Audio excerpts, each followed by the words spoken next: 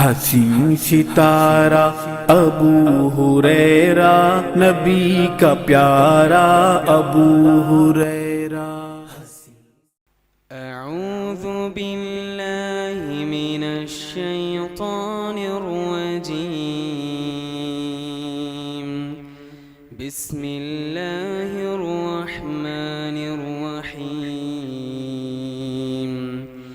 کلا بل لا تکرمون الیتیم ولا تحاضون على طعام المسكين وتأكلون التراث أكلا لما وتحبون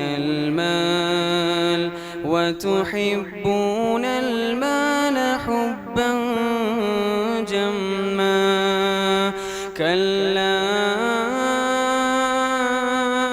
إذا دكت الأرض دكا دكا وجاء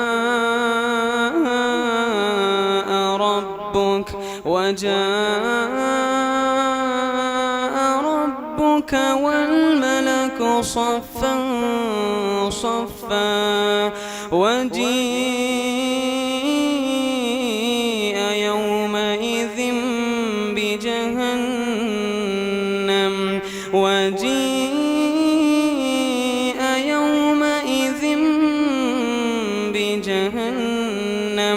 يومئذ يتذكر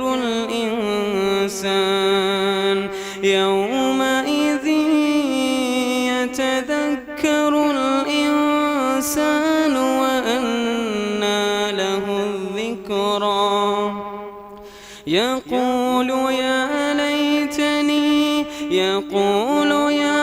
ليتني قدمت لحياتي فيومئذ لا يعذب عذابه أحد ولا يوثق وثاقه أحد يا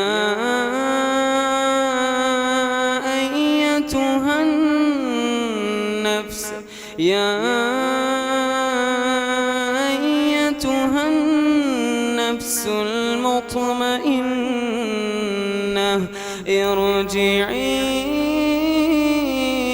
إلى ربك راضية مرضية فادخلي في عبادي وادخلي جنتي۔ السلام علیکم ورحمۃ اللہ وبرکاتہ۔ ان الحمد لله نحمده ونستعينه ونستغفره ونؤمن به ونتوكل عليه ونعوذ بالله من شرور انفسنا ومن سيئات اعمالنا من يهده الله فلا مضل له ومن يضلل فلا هادي له واشهد ان لا اله الا الله وحده لا شريك له واشهد ان محمدا عبده ورسوله اما بعد۔ اعوذ باللہ من الشیطان الرجیم، بسم اللہ الرحمن الرحیم۔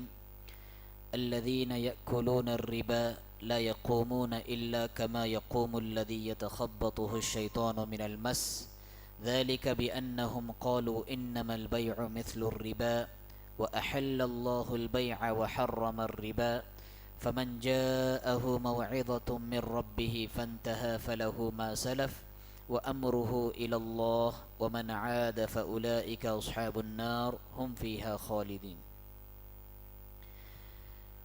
محترم حاضرین و حاضرات، ہر قسم کی تعریف اللہ رب العالمین کے لیے لائق و سزاوار ہے۔ درود و سلام کا نزول ہو پیارے نبی صلی اللہ علیہ وسلم کی ذات گرامی پر کہ آپ صلی اللہ علیہ وسلم نے رب کے دیے ہوئے پیغامات کو رب کے بندوں تک کما حق ہو پہنچا دیا۔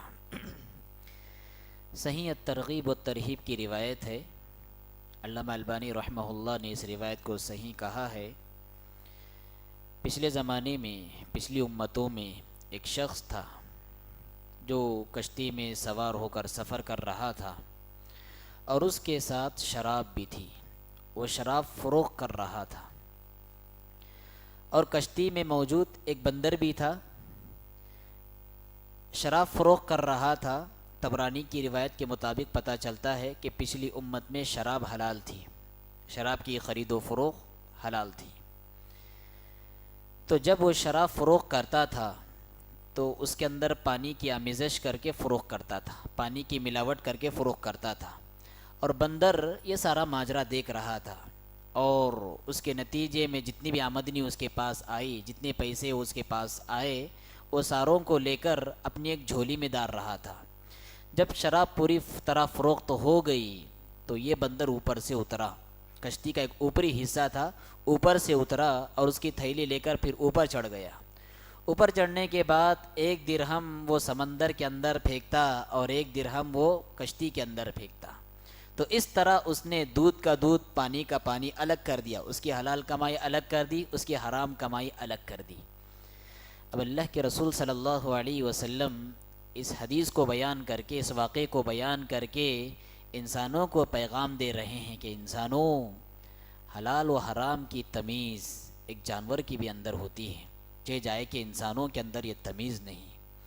حلال و حرام کا اختیار، حلال و حرام کا احتیاط، حلال و حرام کو اپنانے کا جذبہ، حلال سے شغف اور حرام سے بیزاری، اس کا احساس ایک بندر کو بھی ہے، چہ جائے کہ اس انسان کو نہ تھا۔ تو آپ سوچ سکتے ہیں کہ اللہ رب العالمین نے جو چیزیں حلال کی ہیں اور جو چیزیں حرام کی ہیں، اس کا ادراک انسان کو تو انسان، کائنات کے جانوروں کو بھی ہوا کرتا ہے۔ دوسری حدیث، اس میں اللہ کے رسول صلی اللہ علیہ وسلم نے ارشاد فرمایا، ان الحلال بین و ان الحرام بین، حلال بھی واضح ہے، حرام بھی واضح ہیں، لیکن ان دونوں کے درمیان، حلال اور حرام کے درمیان کچھ ڈاؤٹ فل چیزیں ہیں، مشتبہ چیزیں ہیں، جن کے بارے میں ڈاؤٹ ہے، حلال ہے یا حرام ہے۔ اللہ کے رسول فرماتے ہیں حرام سے تو بچنا ہی بچنا ہے، ڈاؤٹ فل چیزوں سے بھی بچنا ہے، جن کے بارے میں ڈاؤٹ ہے، حلال ہے یا حرام ہے پتہ نہیں ہے، ان سے بھی بچنا ہے۔ جس نے مشتبہ چیزوں سے اپنے دامن کو بچا لیا، اس نے اپنے دین کو بچا لیا، اپنے ایمان کو بچا لیا، اپنے عقیدے کو بچا لیا۔ یہ حدیث بیان کرتے کرتے اللہ کے رسول صلی اللہ علیہ وسلم آخری جملے اس حدیث کے ارشاد فرماتے ہیں، الا وان فی الجسد مضغہ، ہوشیار، ہماری باڈی میں ایک ایسا پارٹ ہے، وہ درست ہو جائے تو ہماری ساری باڈی درست ہو جاتی ہے۔ باڈی میں ایک ایسا پارٹ ہے، اگر وہ خراب ہو جائے تو پوری باڈی خراب ہو جاتی ہے۔ اللہ کے رسول فرماتے ہیں الا وہی القلب، ہوشیار ہو جاؤ، وہ پارٹ ہے ہمارا دل۔ کیا مطلب؟ اللہ کے رسول حدیث کے آغاز میں حلال و حرام کو بیان کر رہے ہیں، پھر اس کے حدیث کا آغاز اللہ کے رسول دل پر کر رہے ہیں۔ کیا مطلب؟ علماء نے یہاں پر یہ بات بیان کی ہے کہ جس انسان کی زندگی میں حلال رزق ہو، ایسے انسان کا دل نرم ہوتا ہے، رحم دل ہوتا ہے ایسا انسان، اور جس انسان کی زندگی میں حرام کمائی ہو، ایسے انسان کا دل بھی سخت ہوتا ہے۔ حرام چیزوں کے جہاں بہت سارے ذرائع ہیں، انہی ذریعوں میں ایک ذریعہ سود ہے، انٹرسٹ جس کو ہم انگلش زبان میں کہتے ہیں۔ سود اس نے معاشرے کی معیشت کی کمر توڑ کر رکھ دی ہے، اس نے غریبوں کا بہت بڑا خون کیا ہے، غریبوں کا خطرناک انداز میں اس نے استحصال کیا ہے۔ قرآن مجید کی جو آیت میں نے آپ کے سامنے پڑھی، ایک ایک جملے پر آپ غور کرتے جائیں اور پھر اندازہ لگائیں کہ یہ جو معاملہ ہے ہلکا معاملہ نہیں، بہت ہی خطرناک معاملہ ہے۔ سود کا معاملہ، انٹرسٹ کا معاملہ، سودی نظام کا معاملہ انتہائی خطرناک اور بھیانک معاملہ ہے۔ کیا انجام ہے؟ سود کھانے والے، کھلانے والے کیا انجام ہے؟ اللہ تبارک و تعالیٰ نے ارشاد فرمایا، الذین یأکلون الربا لا يقومون الا كما يقوم الذي يتخبطه الشیطان من المس، کہ جو لوگ سود کھاتے ہیں کل قیامت کے دن اپنی قبروں سے ایسے اٹھیں گے گویا کہ شیطان نے انہیں چھو کر خبتی بنایا ہو، شیطان نے ان کو چھو کر گویا کہ دیوانہ بنایا ہو، ایسے کل قیامت کے دن قبروں سے اٹھیں گے۔ ہم دنیا میں دیکھتے ہیں جس انسان کو جن لگ جاتا ہے جی، اس کی عقل، اس کا بدن کا ساتھ نہیں دیتی، وہ بہکی بہکی باتیں کرنے لگے گا، وہ بہکے کام کرنے لگے گا، وہ سیدھے طور پر اپنے قدموں پر ٹھہر نہیں پائے گا۔ تو اللہ رب العالمین نے کہا کہ سود خوروں کا کل قیامت کے دن ایسے انجام ہوگا کہ گویا کہ شیطان نے ان کو چھو کر پاگل بنایا ہو۔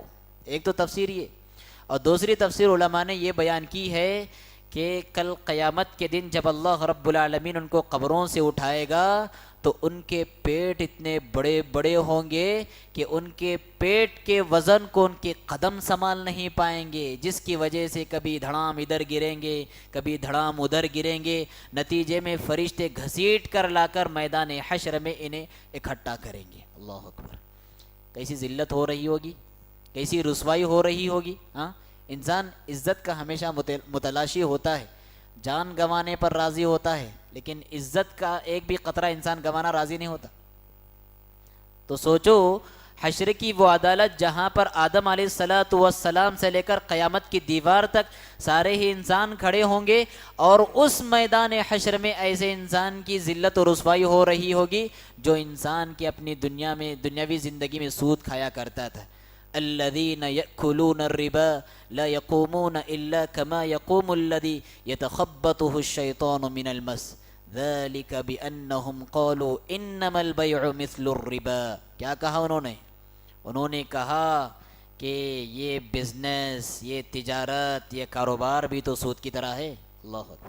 گویا کہ اللہ کے قانون کا انہوں نے مذاق اڑایا۔ اللہ نے قانون بنایا تجارت کا اور تجارت کو حلال کیا ہے۔ انما البیع، سارے ہی تجارت، سارے ہی کاروبار، سارے ہی بزنس اللہ رب العالمین نے حلال کیا ہے، لیکن یہ سود خور ہے کہ اللہ رب العالمین کے بنائے ہوئے قانون کی اس انداز میں توہین کرتا ہے، کہتا ہے کہ تجارت بھی تو سود کی طرح ہے۔ کیسے برابر ہو سکتے دونوں؟ کیسے دونوں میں مشابہت ہو سکتی ہے؟ تجارت میں انسان فائدے سے بھی گزرتا ہے، نقصان سے بھی گزرتا ہے، جبکہ سود میں صرف انسان فائدہ ہی لوٹتا رہتا ہے۔ تجارت میں انسان ایک چیز دیتا ہے، دوسری چیز خریدتا ہے، جبکہ سود میں پیسے سے تبادلہ ہوتا ہے۔ دونوں کیسے آپس میں مشابہت اختیار کر سکتے ہیں؟ کیسے برابر ہو سکتے ہیں؟ وَأَحَلَّ اللَّهُ الْبَيْعَ وَحَرَّمَ الرِّبَا۔ اللہ رب العالمین نے ان کا جواب دینے کے بجائے اپنا قانون بیان کیا۔ اے سنو، اللہ رب العالمین نے کاروبار کو حلال کیا ہے اور سود کو اللہ رب العالمین نے حرام کیا ہے۔ وَأَحَلَّ اللَّهُ الْبَيْعَ وَحَرَّمَ الرِّبَا فَمَنْ جَاءَهُ مَوْعِظَةٌ مِّن رَّبِّهِ فَانْتَهَى فَلَهُ مَا سَلَفَ۔ جس کے پاس سود کی حرمت کا پیغام پہنچ گیا، جس نے بیان سن لیا کہ سود حرام ہے، اس کے بعد سودی لین دین سے وہ باز رہا، اللہ رب العالمین کہتے ہیں کہ جتنا بھی وہ کمایا وہ اس کا ہے۔ وَأَمْرُهُ إِلَى اللَّهِ، اس کا معاملہ اللہ کے سپرد ہے۔ وَمَنْ عَادَ فَأُولَئِكَ أَصْحَابُ النَّارِ، لیکن معلوم ہونے کے باوجود پھر بھی لین دین کر رہا ہے، سودی نظام پر ویسے ہی برقرار ہے، لے رہا ہے، دے رہا ہے، کھا رہا ہے، کھلا رہا ہے۔ فَأُولَئِكَ أَصْحَابُ النَّارِ، ایسے لوگ جہنمی ہیں، جہنم میں داخل ہونے والے ہیں۔ ہم فیہا خالدون، جہاں پر وہ لمبی مدت گزاریں گے۔ اگر سود کو حلال سمجھ کر وہ کھائے اور کھلائے تو ایسا انسان ہمیشہ جہنمی ہے۔ حرام کا عقیدہ رکھتے ہوئے کھائے کھلائے، اللہ رب العالمین کہتے ہیں کہ جہنم سے نکلنے کے لیے بڑا لمبا ان کو انتظار کرنا پڑے گا۔ ہم فیہا خالدون۔ اس کے بعد اللہ فرماتے ہیں یمحق اللہ الربا ویربی الصدقات، اللہ رب العالمین سود کو مٹاتے ہیں، گھٹاتے ہیں، کم کرتے ہیں، اور صدقات کو اللہ رب العالمین بڑھاتے ہیں۔ آج دنیا کے ماہر معیشت جو ہیں وہ کھلے دل سے اعتراف کر رہے ہیں کہ اکنامک جو گری ہوئی ہے وہ سودی نظام کی وجہ سے ہے، وہ سودی بینکنگ کی وجہ سے ہے، کہ جس کی وجہ سے معیشت پوری نیچے گری ہوئی ہے۔ یہ آج اعلان کر رہے ہیں، لیکن 1400 سال پہلے اللہ رب العالمین نے بیان فرمایا یمحق اللہ الربا، سود کی فطرت ہی میں اللہ رب العالمین نے گھاٹا لکھا ہوا ہے۔ جی 1450 سال پہلے اللہ رب العالمین نے اعلان کیا۔ آج چاہے انسان کو دنیا والے سکسیسفل مین کا کیوں نہ لقب دے لے، ملٹی ملین کا لقب کیوں نہ دے لے، کامیاب تاجر کا لقب کیوں نہ دے لے، ایسا انسان کی قسمت میں اللہ رب العالمین نے فرمان جاری کیا ہے یمحق اللہ الربا ویربی الصدقات، ایسا انسان ضرور گھاٹے سے دو چار ہوگا. اور اللہ کے رسول کی حدیث ہے نا, ہاں, انسان چاہے سود کے بل بوتے پر جتنی ہی دولت جمع کر لے, آخرہم قلہ, اس کا انجام ہمیشہ فقیری پر ہونے والا ہے. انجام کے اعتبار سے وہ گھاٹے میں ہونے والا ہے. چاہے قارون کے خزانے اپنے قدموں میں جمع کیوں نہ کر لے, ایسا انسان فقیری کا منہ دیکھے بغیر مر نہیں سکتا. یمحق اللہ الربا ویربی الصدقات. اور اس کے برعکس اللہ رب العالمین صدقات کو کیا کرتا ہے, بڑھاتا ہے. اس میں اللہ رب العالمین برکت دیتا ہے, یہ بڑھتا رہتا ہے اللہ رب العالمین کے پاس. یمحق اللہ الربا ویربی الصدقات واللہ لا يحب کل کفار نثیم. اللہ رب العالمین ہر کفار اور اسیم سے محبت نہیں کرتا. کفار کیا مطلب؟ بہت بڑا ناشکرا. کفار مطلب بہت بڑا ناشکرا. سود خور کو اللہ رب العالمین نے بڑا ناشکرا کہا. جیسے یہود و نصارہ کے بارے میں اللہ تبارک و تعالیٰ نے کہا اکالون للسحت, بہت زیادہ حرام کھانے والے. دنیا میں جنہوں نے سود کا نظام جاری کیا کون؟ یہود. ہاں, یہود. جب اللہ کے رسول صلی اللہ علیہ وسلم مدینہ میں آئے اور وہاں پر دیکھا کہ اوس و خزرج کو انہوں نے سود کے جال میں لپیٹا ہوا ہے, اللہ کے رسول صلی اللہ علیہ وسلم نے معاہدہ کیا کہ اب سے سودی لین دین نہیں. معاہدہ کیا اللہ کے رسول صلی اللہ علیہ وسلم, اور یہ اللہ کے رسول صلی اللہ علیہ وسلم کے معاہدے پر برقرار رہے. کب تک؟ عمر بن خطاب رضی اللہ تعالیٰ عنہ کے زمانے تک. جب عمر بن خطاب رضی اللہ تعالیٰ عنہ کا زمانہ آیا, یہ اپنے معاہدے کو توڑ بیٹھے اور نتیجے میں سودی لین دین کرنے لگے, تو عمر بن خطاب رضی اللہ تعالیٰ عنہ نے جزیرے عرب سے ان کو باہر نکال دیا. جن کے بارے میں اللہ رب العالمین نے کہا اکالون للسحت, یہ بہت زیادہ مال حرام کھانے والے ہیں. ہم سورہ فاتحہ میں کیا دعا کرتے ہیں؟ غیر المغضوب علیہم ولا الضالین. اے اللہ, ایسے لوگوں کے راستے پہ نہ چلانا جن پر تیرا غضب نازل ہوا, اور نہ ہی تو گمراہ لوگوں کے. ہم میں سے ہر شخص دعا کرتا ہے جی, ہر نماز میں, ہر رکعت میں, چاہے جماعت کے ساتھ ہو, انفرادی نماز میں ہو, ہر نماز میں ہم دعا کر رہے ہیں کہ اللہ یہودیوں کے راستے سے بچا, نصرانیوں کے راستے سے بچا. لیکن ساتھ میں عملی زندگی میں سود کھا رہے ہیں, سود کھلا رہے ہیں. ہاں, ایک طرف تو دعا کر رہے ہیں یہودیوں کے راستے سے بچا, اور دوسرے تو یہودیوں کے طریقے کو اختیار کر رہے ہیں, سود کھا رہے ہیں, کھلا رہے ہیں. واللہ لا يحب کل کفار. اللہ رب العالمین ایسے ناشکرے سے محبت نہیں کرتا. اللہ رب العالمین نے مال دیا تھا, ہونا تو یہ چاہیے تھا کہ مال کی شکر گزاری میں وہ غریبوں کی, مجبوروں کی مدد کرتے, صدقات کرتے, ان کو مہلت دیتے, قرضہ دیتے. لیکن انہوں نے مجبوروں کی مجبوری کا ناجائز فائدہ اٹھا کر ان سے دگنا فائدہ حاصل کیا, سودی لین دین جاری رکھا ان کے ساتھ. واللہ لا يحب کل کفار اثیم, بہت بڑے گنہگار ہیں. واللہ لا يحب کل کفار اثیم. اس کے ایک آیت کے بعد اللہ رب العالمین نے کہا, اب دیکھیں سود کی کیسی خطرناکی اور کیسی دھمکی آمیز الفاظ میں اللہ رب العالمین نے بیان کیا. یا ایھا الذین آمنوا اتقوا اللہ, اے وہ لوگو جو ایمان لائے ہو, اللہ رب العالمین سے ڈرو. وَذَرُوا مَا بَقِيَ مِنَ الرِّبَا إِن كُنتُم مُؤْمِنِينَ, اگر واقعی معنوں میں تم ایمان والے ہو, جو سودی قرضہ تم نے دے رکھا ہے, سود کو معاف کر دو, چھوڑ دو. تمہارے ایمان کا فیصلہ اس بات پر کھڑا ہوا ہے کہ تم سود چھوڑتے ہو یا نہ چھوڑتے ہو. سود چھوڑو گے تو واقعی تم ایمان والے ہو.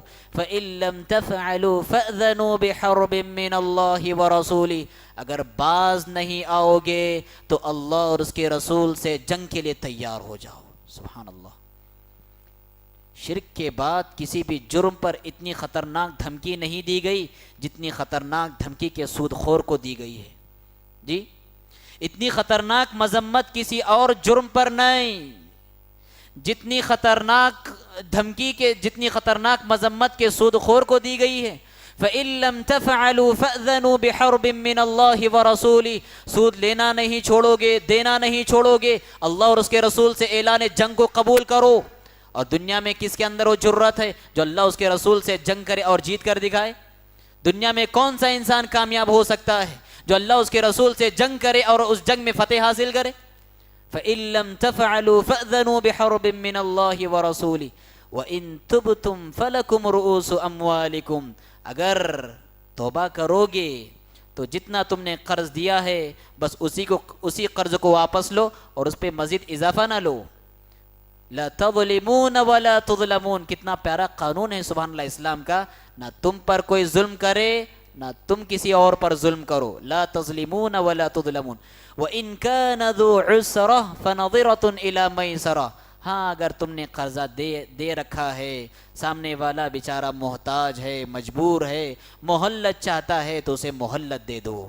فَنَظِرَةٌ إِلَى مَيْسَرَةٍ وَأَن تَصَدَّقُوا خَيْرٌ لَكُمْ إِن كُنتُمْ تَعْلَمُونَ. اگر تم صدقہ کرو تو تمہارے حق میں بہت بہتر ہے اگر تم جانو. اس کے بعد فرمایا وَاتَّقُوا يَوْمًا تُرْجَعُونَ فِيهِ إِلَى اللَّهِ. ڈرو اس دن سے جس دن کے تم سب اللہ رب العالمین کی طرف لوٹاؤ جاؤ گے. ثم توفى كل نفس ما كسبت وهم لا يظلمون.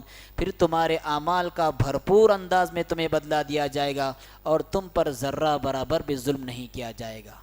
حضرات ان آیتوں پر اگر ہم غور کریں تو معاشرے میں ہونے والے مالی استحصال، معاشرے میں ہونے والے سودی نظام، معاشرے میں پنپنے والے باطل طریقے سے مال کو کھانے کا جو نظام ہے، اس پر اللہ رب العالمین نے کیسے روک لگائی ہے اور کیسے ہمدردی کا سبق پڑھایا ہے، کیسے خیر خواہی کا درس دیا ہے اور کیسے اخوت اور بھائی چارگی کا پیغام دیا ہے.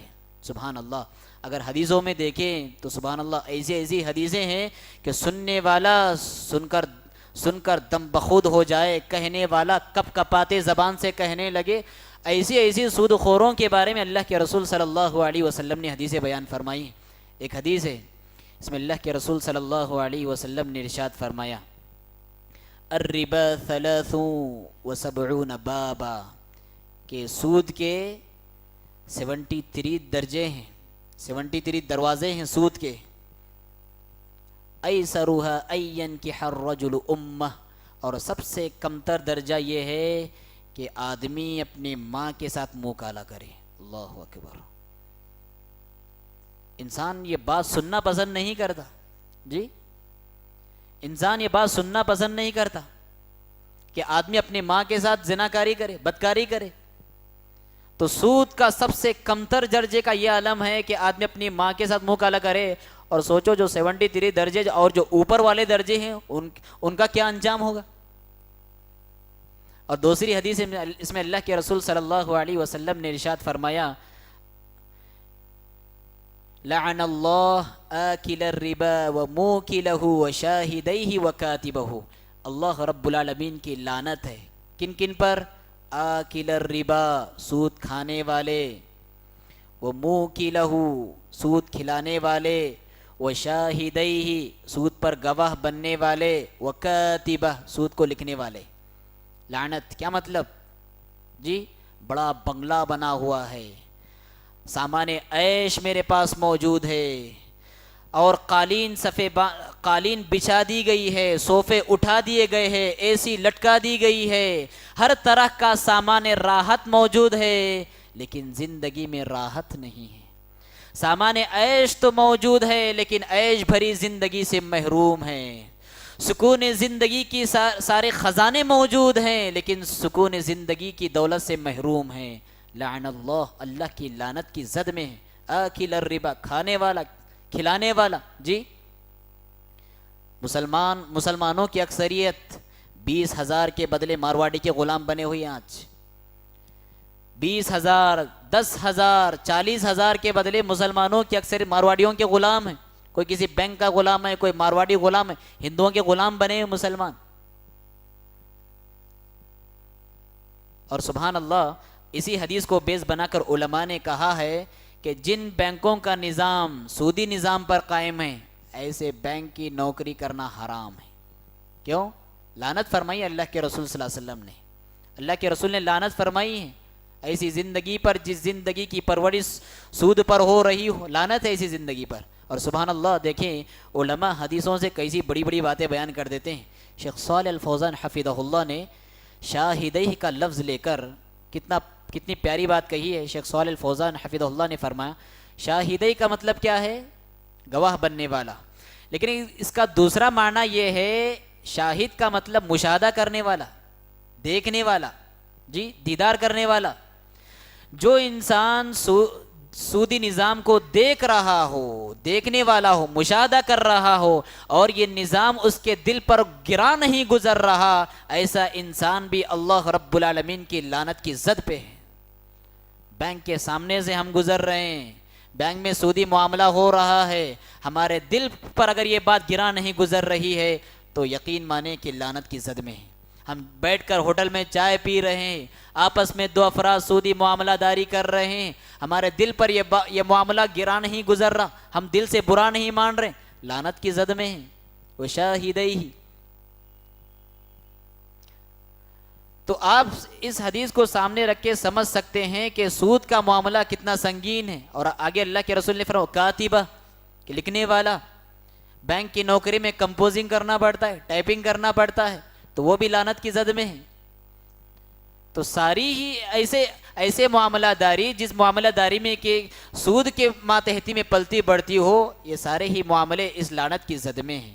اور اسی کے ساتھ ساتھ آپ کے سامنے میں یہ پہلو بھی رکھنا چاہوں گا کہ سود کی وجہ سے کیسی تباہی دنیا میں آئی ہے، سود کی وجہ سے کیسی تباہی دنیا میں آئی ہے، اور آخرت کی تباہی تو ہے ہی ہے۔ وہ مشہور حدیث آپ نے بارہا سنی ہوگی کہ اللہ کے رسول صلی اللہ علیہ وسلم رات میں سو رہے تھے، آپ کو خواب میں دکھایا گیا کہ ایک خون کے دریا سے آپ کا گزر ہوا، خون کے دریا میں ایک شخص ہے جو بڑی مشکل سے تیر رہا ہے، اور تیرتے تیرتے جب کنارے کے پاس آتا ہے، فرشتے کے ہاتھ میں پتھر ہوتا ہے، فرشتہ اس کو دے مارتا ہے، پھر وہ چیختے ہوئے واپس جاتا ہے۔ تو اس طرح خون اور پیپ کے دریا کا عذاب اس کو دیا جا رہا ہے۔ کون ہے یہ شخص؟ اللہ کے رسول نے پوچھا تو جبرائیل علیہ السلام نے کہا یہ وہ شخص ہے جو دنیاوی زندگی میں سود خور ہوا کرتا تھا۔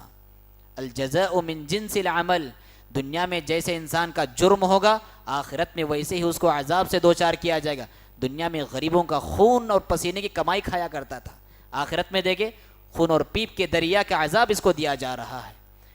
یہ تو آخرت کے عذابات ہے ہی، لیکن دنیاوی زندگی میں بھی ہم دیکھیں کہ اس سود کی وجہ سے کیسی بڑی بڑی آفتیں آئی ہیں۔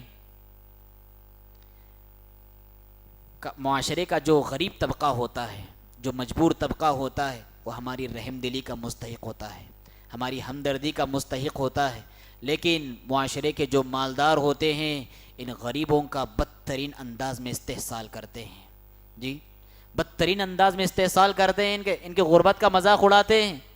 ہونا تو ایسا چاہیے کہ معاشرے کے جو غریب ہیں، جن کو کہیں سے پیسہ آنے کی امید نہیں ہوتی، کبھی بھی دواخانے کی ایمرجنسی آ جاتی ہے، کوئی بھی گھر میں حادثہ ہو جاتا ہے، نتیجے میں معاشرے کے غریب افراد بینک کا رخ کرتے اور وہاں سے سودی لون لیتے ہیں، جس کی وجہ سے وہ سود کی زندگی میں ملوث ہو جاتے ہیں۔ اور ایسا نہیں کہ یہ سود ایک دم ادا کر پاتے ہیں، نہیں، بلکہ بسا اوقات ایسا ہوتا ہے کہ یہ 10,000 روپئے 20,000 روپئے سودی قرضہ لیتے ہیں اور بس سودی ادا کرنے ہی میں ان کی زندگیاں گزر جاتی ہیں، اصل تو ویسے باقی ہے 10,000 روپئے، سود ادا کرنے میں ان کی زندگی گزر رہی، اور بسا اوقات ایسا ہوتا ہے کہ سود لینے والا تو گزر گیا، آنے والی اس کی نسلیں وہ سودی قرضہ ادا کر رہی ہیں۔ اللہ اکبر۔ اور سود کی ایک خطرناکی یہ بھی ہے کہ محنت کش طبقہ جو ہوتا ہے، محنت کرنے والا انسان، وہ محنت کا پھل کھانے سے محروم ہو جاتا ہے۔ جی کوئی اور محنت کر رہا ہے، کوئی اور پسینہ بہا رہا ہے، اور یہ معاشرے کا رئیس زیادہ ہے کہ ٹھنڈی اے سی میں بیٹھ کر، نرم گداز بستر پہ بیٹھ کر وہ اس کی محنت کا پھل کھا رہا ہے۔ یہ ایسا نظام ہے سودی نظام، جس سے امیر امیر ہوتا جا رہا ہے اور غریب غریب ہوتا جا رہا ہے۔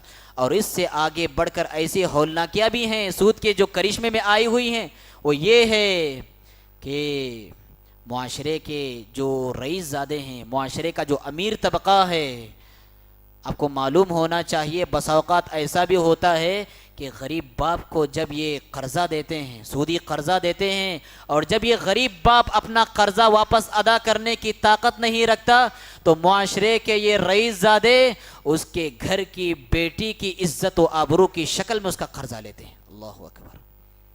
یہ سودی لعنتیں ہیں، یہ سب سودی لعنتیں خطرناکیاں ہیں۔ اور اس سے آگے بڑھ کر آپ کے علم میں یہ بات بھی ہونی چاہیے کہ دیہاتوں میں ایسا باقاعدہ باقاعدہ ایسی تنظیمیں چل رہی ہیں کہ جو دیہات کے مسلمان ہوتے ہیں، جن کو زیادہ عقیدے کا علم نہیں ہوتا، اسلام کی گہرائیوں کو جانتے نہیں، بس اوپری نامی طور پر مسلمان ہیں، ایسے لوگوں کے پاس جو کہ قرض میں مبتلا ہیں، عیسائی پہنچ رہے ہیں، عیسائی پہنچ کر کہہ رہے ہیں کہ ہم تمہارا پورا قرضہ ادا کرنے کے لیے تیار ہے، بس ایک شرط ہے، وہ یہ ہے کہ تم صلیب گلے میں لٹکا لو، تم ہمارا عیسائی مذہب، کرسچن مذہب تم قبول کر لو، تمہارا پورا قرضہ ادا کرنے کے لیے تیار۔ نتیجے میں مسلمان عیسائی بن رہے ہیں۔ قادیانی ایسے گھروں میں پہنچ رہے ہیں، کہہ رہے ہیں کہ پورا قرضہ ادا کرنے کے لیے تیار، بس تم ہمارا قادیانی مذہب قبول کر لو۔ مرتد ہو رہے ہیں مسلمان۔ یہ سارے کے سارے کس کے کرشمے ہیں، کس کی دین ہے؟ سودی نظام کی دین ہے۔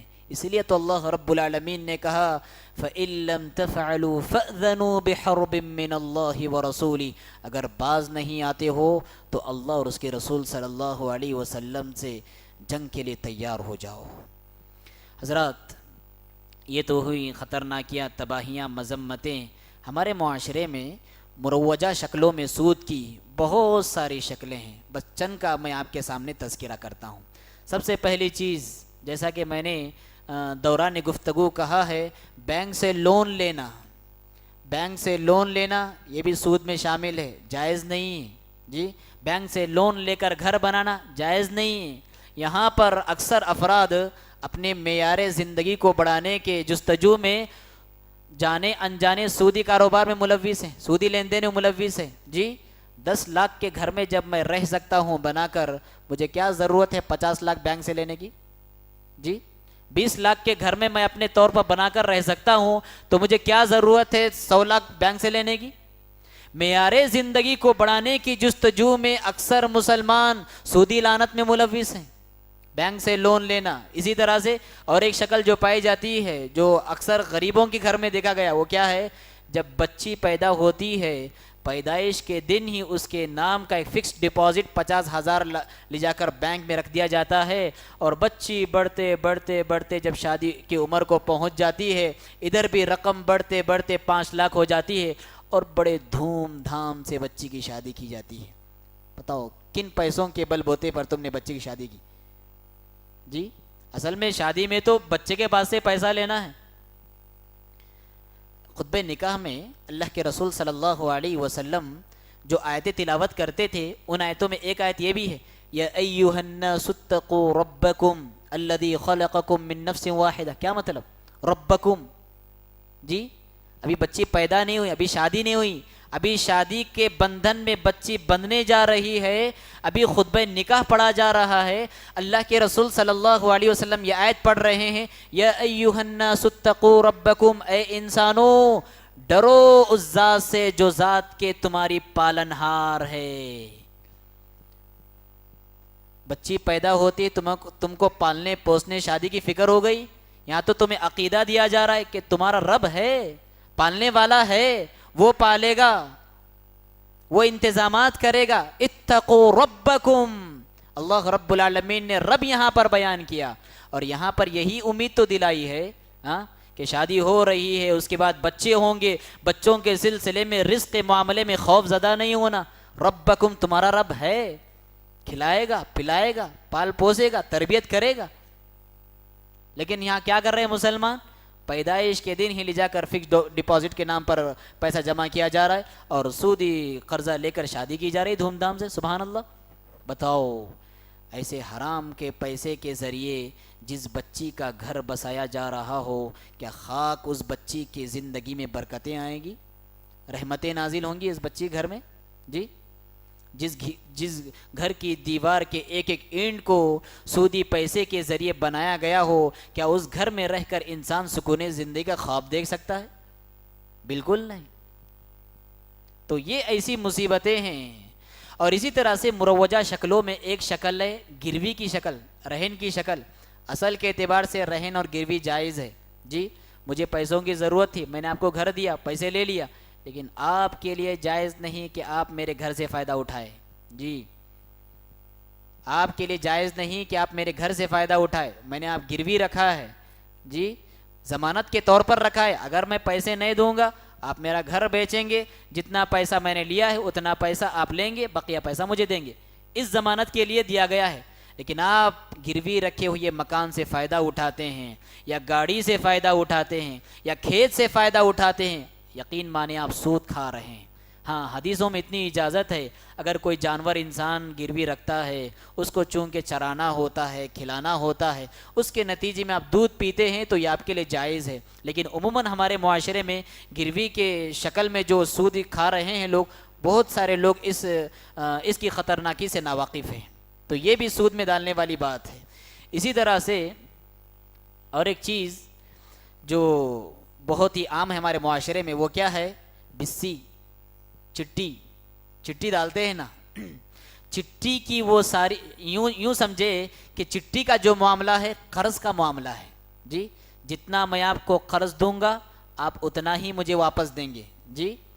سال بھر کی اگر 10 مہینے کی ہم چٹی ڈال رہے ہیں، 10 ہزار کر کے ڈال رہے ہیں، کتنے ہوئی ہے 10 مہینے کے 1 لاکھ جی، تو 1 لاکھ مہینے بنے تو 1 لاکھ ہی مجھے آئے نا۔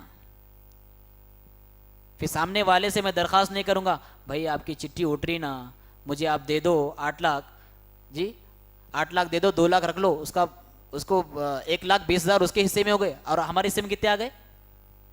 80,000 ہمارے حصے میں آ گئے، اور 1,20,000 اس کے حصے میں آ گئے، تو ہم نے کیا کیا؟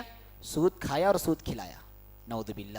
تو بسی کی وہ ساری شکلیں جس میں ہمارا پیسہ زیادہ جاتا ہے، کم آتا ہے، یا کم جاتا ہے زیادہ آتا ہے، یہ ساری شکلیں ناجائز ہے۔ ہاں، ایسی شکلیں جس میں ہمارا پیسہ فکس ہے، ہمارا نام فکس ہے، مہینہ فکس ہے، اور اتنے ہی پیسے آ رہے ہیں اتنے ہی پیسے جا رہے ہیں، تو اس معاملے میں کوئی حرج نہیں ہے۔ اسی طرح سے EMI کی وہ شکلیں، انسٹالمنٹ کی وہ شکلیں جس میں فائنانسر بیچ میں آتا ہو اور آپ سے ڈیل کرتا ہو، وہ بھی ناجائز ہے، علماء نے اس کو بھی ناجائز کہا ہے۔ تو ایسی بہت ساری شکلیں ہیں جو ہمارے معاشرے میں رائج ہیں۔ انہی چند کلمات پر میں اپنی بات کو ختم کرتے ہوئے رب العالمین سے دعا کرتا ہوں، بار الہ ہم سب کو اکل حلال کھانے کی توفیق عطا فرما، بار الہ ہم سب کو حرام روزی سے بچنے کی توفیق عطا فرما، بار الہ ہمیں دنیا میں آخرت کے لیے نیک عمل کرنے کی توفیق عطا فرما، اور ہم سب کو ایمان، اسلام اور صحیح عقیدے پر قائم و دائم فرما، اور اسی حال میں ہمیں دنیا سے آخرت کی طرف سفر کرنے کی بھی توفیق عطا فرما۔ اقول قولی ھذا واستغفر اللہ لی ولکم ولسائر المسلمین فاستغفروہ انہ ھو الغفور الرحیم۔ ساتھ ہی ساتھ میں مسجد کے ذمہ داروں کا دل کے گہرائیوں سے شکر گزار ہوں کہ آپ نے مجھے یہاں پر کچھ کہنے کا موقع فراہم کیا، اور آپ تمامی حضرات کا بھی دل کی گہرائیوں سے شکر ادا کرتا ہوں کہ آپ نے بڑی دل جمعی اور جستجو کے ساتھ میری بات کو سنا، اور میں مسجد کے ذمہ داروں کے حق میں اللہ رب العالمین سے دعا کرتا ہوں کہ بار الہ جن آزمائشوں کی زد میں وہ آ پڑے ہیں، بار الہ آزمائشوں کی ساری زنجیریں ان کے لیے کاٹ کر ان کے لیے ایک سکون والی زندگی نصیب فرما۔ وآخر دعوانا ان الحمد للہ رب العالمین۔ مزید علماء اور مقررین کے بیانات سننے کے لیے ہمارے YouTube چینل کو سبسکرائب کیجیے۔ جزاک اللہ۔